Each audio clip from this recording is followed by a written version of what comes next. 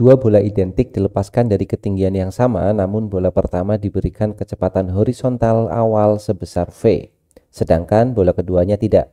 Diketahui bahwa bola pertama mengenai batu setinggi 5 meter yang berada pada jarak D dari titik awal, sedangkan bola kedua terdengar mengenai tanah beberapa saat kemudian.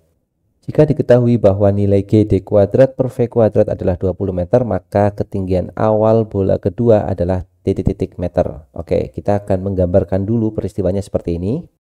Di sini kita memiliki dua buah bola. Yang pertama adalah bola 1 di sini yang memiliki kecepatan awal horizontal sebesar V, dan kemudian bola 2, dan bola 2 itu nanti akan langsung jatuh ya ke bawah. Dan kita misalkan ketinggian awal bola 1 maupun bola 2 kan sama tuh. Kita misalkan ketinggiannya adalah H.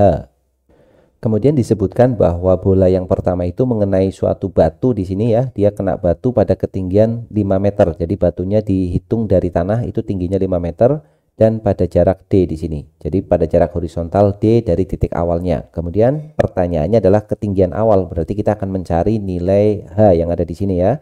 Jika nilai G kali D kuadrat per V kuadratnya sama dengan 20 meter. Sekarang kita akan melihat bagaimana bola 1 itu bergerak ya. Dan kita tahu bahwa jika dia diberi kecepatan horizontal seperti ini, geraknya adalah gerak parabola. Maka kita bisa mengambil persamaan-persamaan pada bola 1. Yang pertama adalah persamaan ke arah horizontal terlebih dahulu. Untuk arah horizontal, maka bola 1 akan bergerak dengan gerak lurus beraturan. Maka kita bisa pakai persamaan jarak atau D yang ditempuh ya, sampai dia kena batu sama dengan kecepatannya dikalikan waktunya. Kita misalkan waktunya T1 misalkan. Jadi T1 adalah waktu yang diperlukan bola 1 sampai menumbuk batu. Kemudian yang kedua kita bisa lihat untuk gerakan vertikalnya. Untuk bola yang pertama, untuk vertikalnya dia akan menempuh jarak sebesar ini. Berapa nilainya? Tentu saja adalah nilai total tingginya H dikurangi dengan ketinggian batu. Jadi nilainya adalah H minus 5. Sehingga persamaan untuk arah vertikal, maka jarak yang ditempuh adalah H-5 sama dengan V0 ke arah vertikal, kita sebut saja V0Y plus setengah GT kuadrat ya. Dan karena bola pertama itu dilemparkannya dengan arah vertikal saja, berarti nilai V0Y di sini adalah bernilai 0. Jadi ini adalah nilainya 0, sehingga kita punya persamaan H-5 sama dengan setengah G dikalikan T, T-nya adalah T1 tentu saja, T1 kuadrat. Oke, kita beri nama ini persamaan yang pertama dan ini adalah persamaan yang kedua. Kemudian kita tinggal melakukan substitusi ya. Jadi persamaan yang pertama kita ambil nilai T1-nya, kita masukkan ke persamaan kedua ya. Di sini ada T1 juga. Maka kita ambil T1 dari persamaan yang pertama. Kita ubah T1 sebagai subjeknya, berarti T1 itu sama dengan D dibagi dengan V. Kemudian kita masukkan ke persamaan yang kedua sehingga kita memiliki persamaan H-5 sama dengan setengah dikalikan G dikalikan T1 kuadrat, berarti D kuadrat dibagi V kuadrat ya. Dan kita tahu di soal disebutkan data bahwa nilai GD kuadrat per V kuadrat itu sama dengan 20 meter. Jadi nilai yang ini itu nilainya sudah diberikan yaitu 20 meter, sehingga nilai H-nya atau H-5 kita tulis dulu sama dengan setengah kali 20 atau 10 ya, berarti nilai H-nya tentu saja sama dengan 10 ditambah 5 yaitu sama dengan 15 meter. Maka kita isikan di sini nilainya adalah 15,0 meter seperti itu. Kita lanjutkan soal berikutnya. Suatu sistem pegas bermassa digantungkan pada atap sebuah kereta. Pada awalnya kereta dalam kondisi diam atau keadaan diam dan diketahui bahwa pegas menyimpang sejauh 4 cm dari panjang rileksnya. Kemudian kereta dipercepat secara horizontal dengan percepatan sebesar A yaitu 3/4 G. Itu G-nya berarti di atas ya, 3/4 kalikan G adalah percepatan gravitasi, sehingga sistem pegas tersebut menjadi miring dan simpangannya bertambah besar. Besar simpangan pegas yang baru jika diasumsikan massa tidak bergerak terhadap kereta adalah titik-titik sentimeter. Oke, kita akan menggambarkan dulu untuk peristiwanya. Jadi yang pertama, misalkan kita punya pegas ya dalam kondisi rileks, tidak diberi apa-apa, maka ini adalah panjang pegas awalnya. Kemudian pegas ini kita letakkan di dalam kereta yang masih diam dan diberikan beban. Jadi misalkan ini adalah kereta, posisi pertama adalah keretanya sedang kondisi diam, maka kita gambarkan pegasnya dia sekarang sudah menyimpang. Kita sudah memberikan beban di sini. Pegasnya sudah menyimpang dengan simpangan kita misalkan saja delta X1 ya. Delta X1-nya itu bernilai 4 cm. Kita tulis dulu di sini 4 cm. Kemudian untuk kasus yang kedua, keretanya kita gerakan dengan percepatan tertentu yaitu 3/4G. Jadi kita gambarkan dulu, di sini keretanya sudah bergerak, kita misalkan kereta ini bergerak ke arah kanan ya, supaya mudah menggambarnya. Dia memiliki percepatan gerak keretanya adalah 3/4G atau 3G/4. Kemudian yang terjadi pada si pegas itu, pegasnya akan menjadi miring. Jadi kalau misalkan kita gambarkan ini adalah kondisi pada saat pertama tadi, dia akan menjadi miring seperti ini, menjadi miring, dan nah ini masanya ada di sini, M-nya. Dan dia akan bertambah besar juga simpangannya tentu saja. Nah, pertanyaannya itu simpangan yang baru itu sekarang berapa? Nah, sekarang kita akan menggambarkan diagram gaya atau gaya-gaya yang bekerja pada pegas yang sudah menjadi miring tersebut ya. Kita akan menggambarkan di gambar yang terpisah. Oke, kita gambarkan di sini ya. Jadi ini adalah pegasnya. Yang pertama, pegas ini pasti punya beban ini pasti punya massa ya, punya massa, dan dia punya gaya berat sebesar M kali G. Kemudian pegas ini juga pasti akan memiliki gaya pegas ya, dimana gaya pegasnya misalkan kita gambarkan ke arah sana ya, ini bernilai F sama dengan K dikalikan delta X yang baru. Jadi delta X nya bukan lagi delta X1, kita misalkan aja nih sebagai delta X saja ya. Jadi delta X di sini maksudnya adalah delta X yang baru. Kemudian sistem pegas massa yang baru ini berada dalam kerangka ya, jadi kita meninjaunya lewat kerangka kereta ya. Jadi di sini keretanya sudah bergerak, dia berada dalam kerangka yang dipercepat ke kanan dengan percepatan 3/4G. Maka pada benda ini atau pada massa ini akan mengalami gaya fiktif ya, gaya fiktif yang arahnya berlawanan dengan arah percepatan kerangkanya, dan besarnya adalah M dikalikan percepatan kerangkanya. Berarti ini adalah M dikalikan A. Ini adalah gaya fiktif yang dialami oleh bandul bermassa ini. Kemudian kalau kita mengacu pada kereta dengan kerangka acuan kereta, ternyata dilihat bahwa massa itu tidak bergerak ya. Massanya tidak bergerak di dalam kereta. Tentu saja acuan ini pasti acuan di dalam kereta, karena kalau kita mengacu di luar kereta, kita akan melihat benda ini akan bergerak ya. Jadi kita sekarang mengacunya di kereta. Kerangka acuannya adalah kerangka acuan kereta yang non inersial karena memiliki percepatan. Nah, berarti karena dia tidak bergerak atau diam, maka berlaku resultan gaya yang bekerja pada sistem ini pasti sama dengan 0 ya, dengan menggunakan kerangka kereta.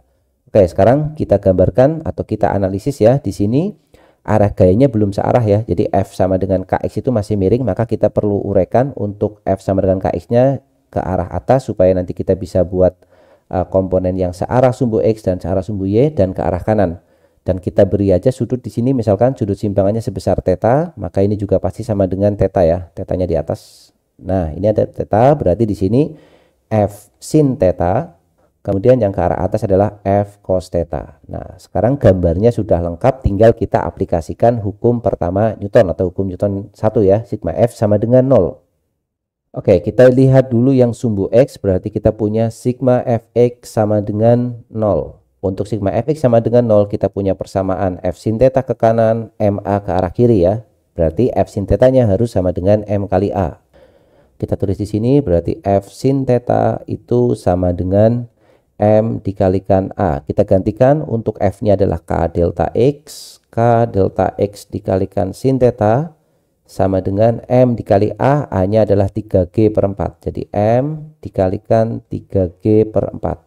Kita rapikan jadi K dikalikan delta X sin theta itu sama dengan 3mg dibagi dengan 4.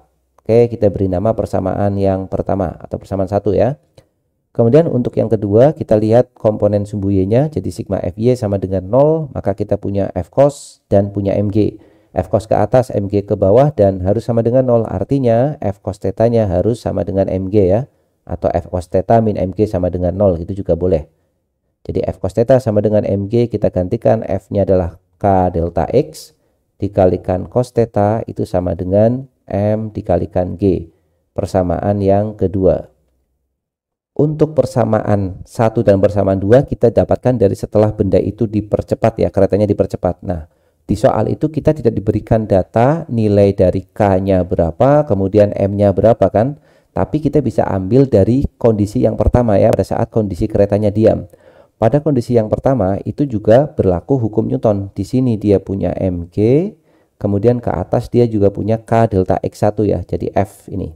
F-nya bernilai F sama dengan K dikalikan delta X1. Berarti kita tinjau untuk kondisi yang diam itu berarti sigma Fy sama dengan 0 ya. Ini adalah kondisi pada saat kereta diam. Oke, kita tulis di sini saat diam. Berarti kita punya Kx1 atau K delta X1 itu harus sama dengan mg. Nah, di sini delta X1 kan sudah disebutkan ya. Artinya kita bisa mendapatkan hubungan antara K kemudian M dan G dalam suatu nilai atau suatu angka. Berarti delta X1 atau kita tulis saja ya, satuannya di sini mintanya dalam cm, maka kita biarkan aja dalam cm. Jadi 4 dikalikan K karena delta X1-nya adalah 4 cm sama dengan M kalikan G. Nah, sekarang kita menggunakan angka di sini satuannya cm. Artinya mg dibagi dengan K, M itu tetap ya, massa bendanya, G juga tetap, dibagi dengan konstanta pegasnya juga tetap, itu nilainya sama dengan 4. Nah, kita sudah punya nilai dari mg per K. Oke, kita buat ini sebagai persamaan yang ketiga. Selanjutnya, yang kita cari adalah nilai dari delta X. Artinya kita harus menyelesaikan persamaan 1 dan persamaan 2. Masalah berikutnya adalah kita tidak tahu nilai tetanya berapa, menyimpangnya sejauh berapa. Artinya nilai teta ini yang ada di cos theta maupun sin theta harus kita hilangkan ya, harus kita gantikan. Nah, bagaimana cara menjalankan persamaan 1 dan persamaan 2? Caranya adalah kita akan menggunakan identitas trigonometri, karena ini kalau kita jalankan langsung tidak mungkin bisa kita hubungkan karena tidak ada data apapun. Maka nilai cos dan sinnya bisa kita hilangkan dengan menggunakan identitas trigonometri, yaitu sudah sangat familiar pastinya, yaitu sin kuadrat X ditambah dengan cos kuadrat X itu sama dengan 1 ya. Ini identitas yang cukup sering kita pakai. Sin kuadrat ditambah cos kuadrat itu bernilai 1. Artinya untuk mendapatkan nilai sin kuadrat dan nilai cos kuadrat, persamaan 1 dan 2 harus kita kuadratkan. Oke, sekarang kita akan mengkuadratkan persamaan 1 dulu ya. Persamaan 1 setelah kita kuadratkan 1 kuadrat, kita akan dapat K kuadrat delta X kuadrat sin kuadrat theta sama dengan yang ruas kanannya berarti jadi 3/4 kuadrat. Kita pisahkan aja angkanya, 3/4 kuadrat, kemudian M kuadrat G kuadrat ya. Kemudian persamaan 2 kalau kita kuadratkan kita akan dapat K kuadrat delta X kuadrat cos kuadrat theta sama dengan, berarti di sini juga sama, M kuadrat G kuadrat. Kemudian untuk mendapatkan bentuk sin kuadrat ditambah cos kuadrat, di mana nilai itu muncul di sini, sin kuadrat ditambah sin kuadrat dan cos kuadrat ya. Untuk mendapatkan bentuk ini maka kita harus jumlahkan ya. Jadi kita jumlahkan persamaan 1 dan 2 yang sudah kita kuadratkan. Oke, kita tambahkan di sini. Kita jumlah, berarti kita punya K kuadrat delta X kuadratnya sama, kita keluarkan K kuadrat delta X kuadrat, maka dalam kurung sin kuadrat theta ditambah dengan cos kuadrat theta sama dengan M kuadrat G kuadratnya juga sama. Jadi M kuadrat G kuadrat, kemudian dalam kurung kita kerjakan 3/4 dikuadratkan jadi 9/16 ditambah yang bawah 1 ya, koefisiennya 1. Nah, sekarang kita susun ulang ya, dan kita tahu bahwa nilai sin kuadrat ditambah cos kuadrat itu sama dengan 1. Berarti ini bernilai 1. Sehingga persamaannya bentuknya oke, ini bernilai 1 ya, maksudnya bukan persamaan 1, ini nilainya 1, berarti delta X kuadratnya kita sendirikan sama dengan M kuadrat G kuadrat per K kuadrat, atau kita tulis MG dibagi dengan K, kita kuadratkan. Kemudian yang kanan kita selesaikan, 9/16 ditambah 16/16 berarti 25/16 ya. Dan kita tahu bahwa nilai MG per K itu sama dengan 4 dari persamaan 3. Sehingga delta X kuadrat itu sama dengan 4 kuadrat dikalikan dengan 25/16 ya. 25 dibagi 16. Atau delta X-nya sama dengan, kita akar ya. Akar 4 kuadrat adalah 4, akar 25 adalah 5, akar 16 adalah 4. Oke, kita coret 4-nya, berarti delta X-nya sama dengan 5. Satuannya berarti masih cm. Jadi delta X-nya sama dengan 5 cm, atau kita isikan di sini nilai delta X atau simpangan yang barunya adalah 5,0 cm. Seperti itu.